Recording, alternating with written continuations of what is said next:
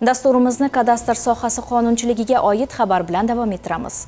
O'zbekiston Respublikasi Prezidentining yer uchastkalaridan foydalanishda davlat nazorati samaradorligini oshirish chora-tadbirlari to'g'risidagi qarori ijrosi yuzasidan kadastr agentligi hududiy bo'linmalari tomonidan nazorat tadbirlari amalga oshirilyapti. Hozirgi lavhamiz shu haqida.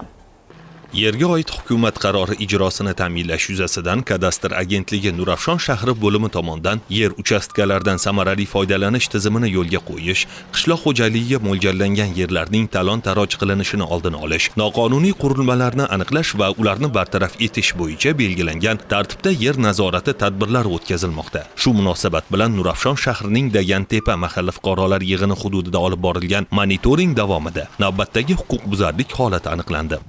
Nurafshon shahar Dagantepa mahallasidan olib borilgan Nurafshon shahar kadastr agentligi bo'limi tomonidan monitoringda huquqbuzarlik alomati aniqlandi. Fuqaro tomonidan o'zboshimchalik bilan qurilgan holat aniqlandi. Holat yuzasidan Ma'muriy javobgarlik kodeksining tegishli moddasi bo'yicha ma'muriy hujjatlar rasmiylashtirilgan hamda 15 kun muddat berilgan.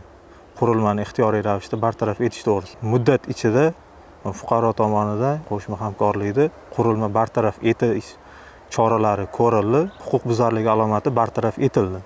Doimiy o'tkazilayotgan tadbirlarga qaramasdan joylarda yer qonunchiligiga rioya qilmaslik, yer uchastkalaridan maqsadsiz va samarasiz foydalanish, jumladan noqonuniy qurilmalar qurish, shuningdek yerlarni o'zboshimchalik bilan egallash holatlari uchrayotganligi, bu borada raqamli texnologiyalardan keng foydalanish orqali yagona nazorat tizimini joriy etish hamda vakolatli idoralar o'rtasida hamkorlikni yanada kuchaytirish ehtiyojini oshirmoqda. Bu kabi nazorat tadbirlari viloyatning barcha tuman va shaharlarda davom etmoqda.